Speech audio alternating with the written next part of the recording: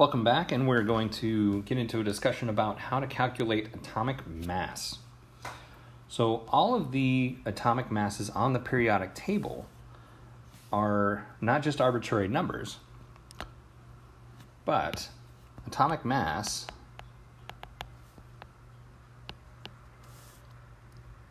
or atomic masses are weighted averages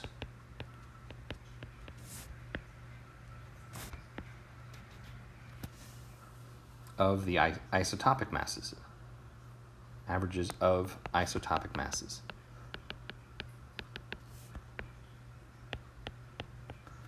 Okay, so at the end of the last video, we talked about this concept that, for example, neon has 3 naturally occurring isotopes, and it exists in particular percents of natural abundance. So we'll use those percent natural abundances to make a weighted average of those different isotopic masses, the masses of the various isotopes. So when doing this type of problem, it has a general form of equation, right? So the atomic mass that you'll find on the periodic table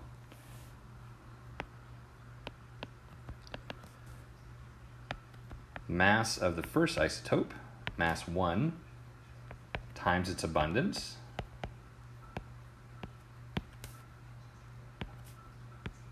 plus the mass of the second isotope times its abundance plus the mass of the third isotope times its abundance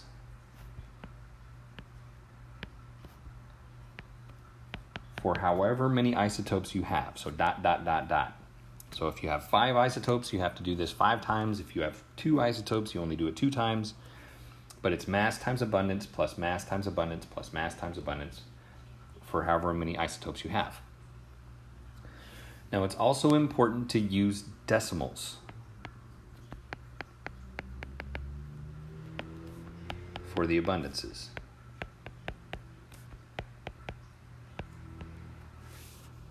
Right? So for example, 90.51% in decimal form is 0.9051. Okay? So let's do an example.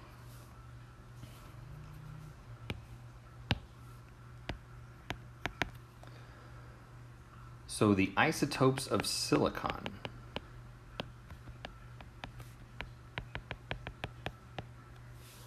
Right, so silicon has 3 isotopes. So silicon 28, the mass of silicon 28 is 27.9769 atomic mass units, AMUs. And its percent abundance is 92.223%.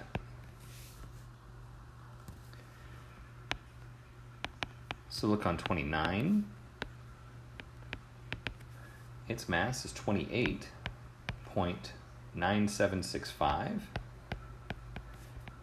AMU. Percent abundance for that isotope is 4.685%.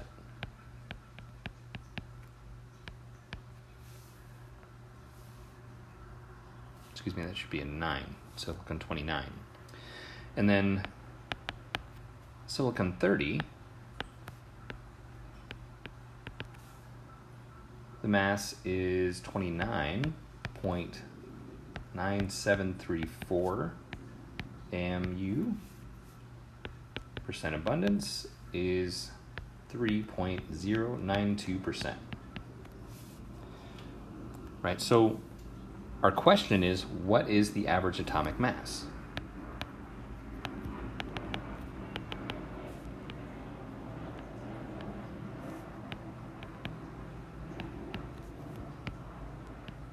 Of silicon. And these are the numbers that you'll find in the periodic table. So when you look in the periodic table and you see a mass there, the mass that's listed is the average atomic mass, and it's a weighted average of the naturally occurring isotopes. So I'm going to go through and say mass times abundance plus mass times abundance plus mass times abundance, making sure to use the decimal form of each abundance.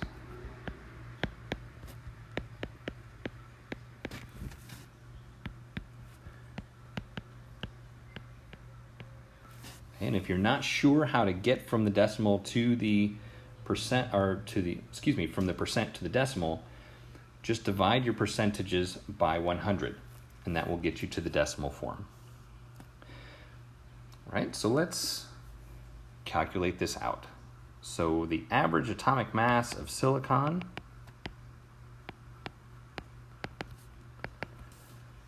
will be the mass times abundance for isotope, the first isotope, so 9769 AMU times its abundance in decimal form, 0.92223, plus abundance, or isotope 2, its mass, 28.9765 AMU. I'm sorry, I'm kind of running out of room here. Times its abundance in decimal form, 0.04685. And then plus the third isotope, its mass is 29.9734 AMU times its abundance, which is 0.03092. Right, so when I do each piece in parentheses, I get 3 numbers, and we still have to use sig figs. Okay, these are all measured values. Okay, anytime you have to have a measured value, you have to deal with sig figs. So the first parenthesis gives me 25.801 AMU, and the next one gives me 1.3575 AMU, and the next one gives me 0.92677 AMU. Now if we look at our sig figs in each parenthesis, we have in the first one 1, 2, 3, 4, 5, 6 sig figs for the mass, and 1, 2, 3, 4, 5 sig figs for the percent abundance. So our final number should be 5 sig figs. And then the next one we have 1, 2, 3, 4, 5, 6 times 1, 2, 3, 4 sig figs. So we're going to stop right there. And our last one, we have 6 sig figs times 4 sig figs again. So we're going to stop right there. So our number with the fewest decimal places is the first one. So I can kind of make a line here. All right, our first 2 numbers have 3 decimal places each. So when I punch all those numbers into the calculator, I should come out with 28.08527 AMU. Right, so to the correct sig figs, I should come out to be 28.085 AMU.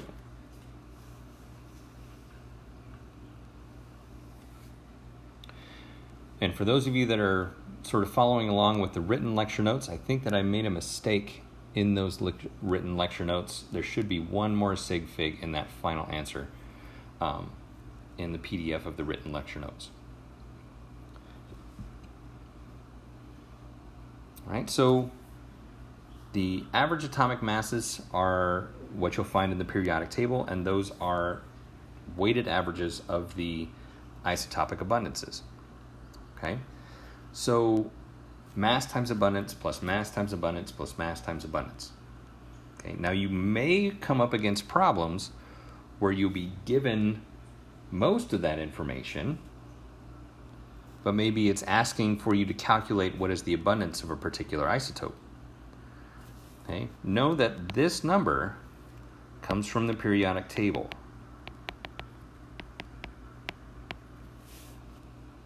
Right? That said, if you're asked to calculate the average atomic mass, you need to show this work. Okay, you can't just write down the number that's on the periodic table. You need to show this operation. Right? But if you're missing a piece, you can get the average atomic mass straight from the periodic table so that you can fill in the parts that you need. Right? So speaking of the periodic table, let's take a look at it. Okay? So the periodic table is arranged by increasing atomic number. Okay, notice that on the upper left we have helium is atomic number of 1. Then we go left to right, we read across just like a book, and helium, hold on, let me go back. I said helium first. Let's start again. Hydrogen is element 1, has 1 proton, atomic number of 1. Helium has 2. Then we come to the next line. It's almost like reading the lines, the sentences in a book. Right? The next line starts with lithium at 3, then 4, then we keep going left to right, go 5, 6, 7, 8, 9, 10. Right? And these are all the number of protons. The vertical columns are called groups or families. Right, going vertically. The horizontal rows are called periods.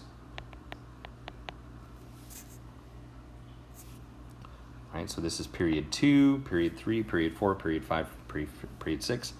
We can say group 1 going vertically. We can say group 1A, group 2A going across the other side, group 3A, 4A, all the way up to 8A. Right? Now, the periodic table is predominantly metals. Okay? All of this stuff, oops, that's the eraser. All of this stuff, those are all metals. All right? Metals tend to lose electrons.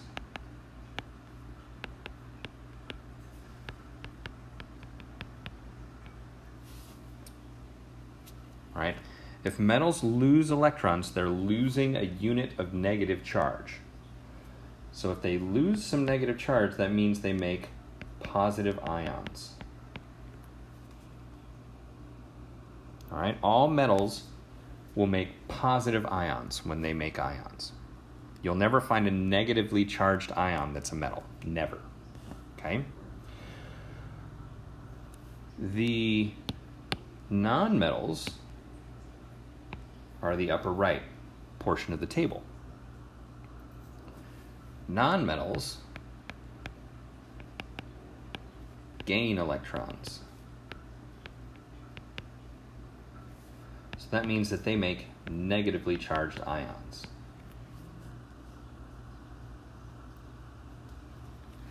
Now the piece in the middle, sort of between the metals and nonmetals, that stair step in between,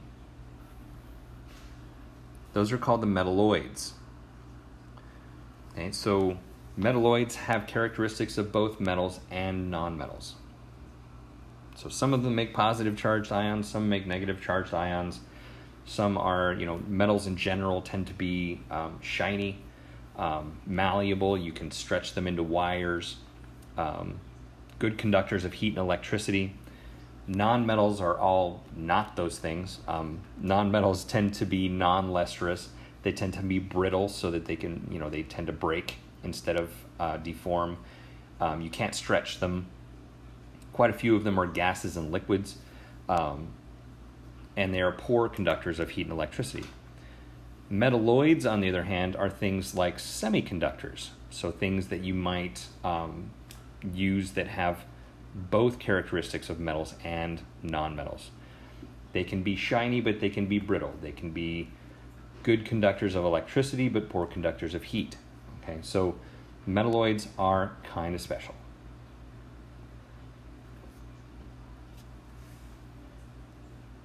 So thinking about the different parts of the periodic table, so there are more sort of delineations to focus on. So the group 1A, okay, let's zoom in a little bit. So this group 1A, starting with lithium. Now, hydrogen is kind of special. It doesn't actually live in this group, but since it's element 1, this is why it ends up where it is on the periodic table. Okay?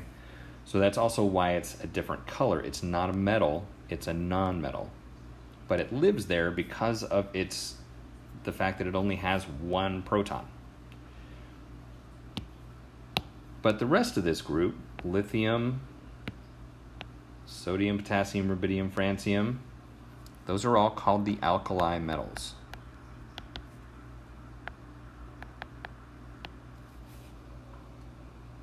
Right, now our next group over,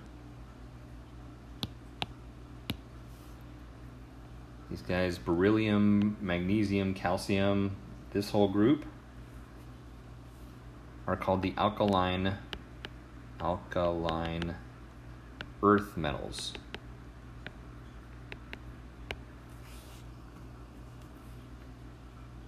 Right?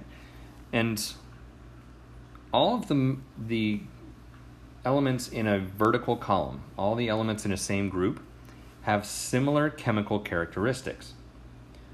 So for example, our alkali metals, lithium, sodium, potassium, all these guys, react very badly with water. Okay? Most of them explode when you put them in water, at least in their pure form. If you ever want a good time going down a YouTube rabbit hole, just Google alkali metals in water. Okay, you'll find all kinds of lovely videos of people exploding things with alkali metals. And all of them do it. And as you go down the periodic table, they do it to a greater degree.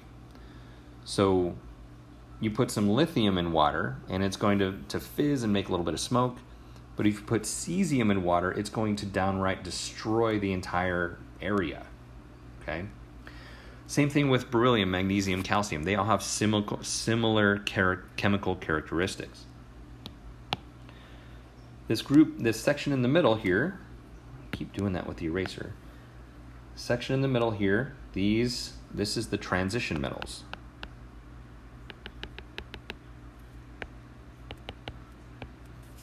All right, and you'll often hear me refer to this region of the periodic table as the wasteland of weirdness.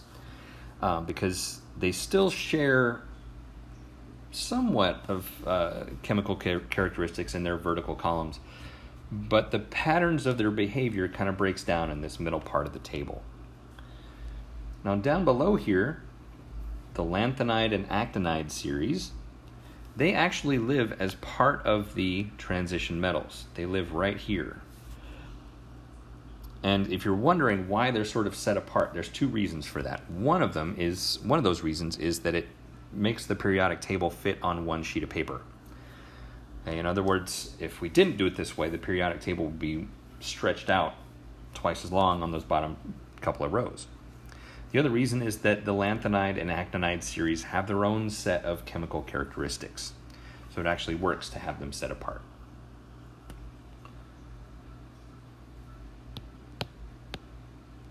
Right, so taking a look at the rest of the periodic table, now groups 3, 4, 5, and 6A also have particular names, but they're far more obscure and no one really uses them. Okay, but the next one that we want to talk about to identify is right here. These are called the halogens.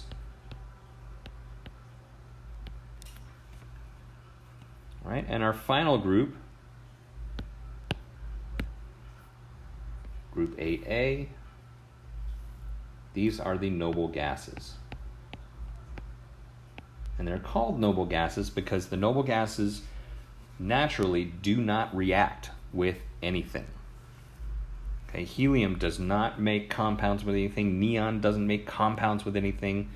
None of them react with any other chemical naturally. Now, in the laboratory, scientists have figured out how to make compounds with xenon. But most of the others, and actually all of them, naturally do not make compounds with any other element. So I'm going to go ahead and stop this video right here, and we'll pick up with more talking about the periodic table.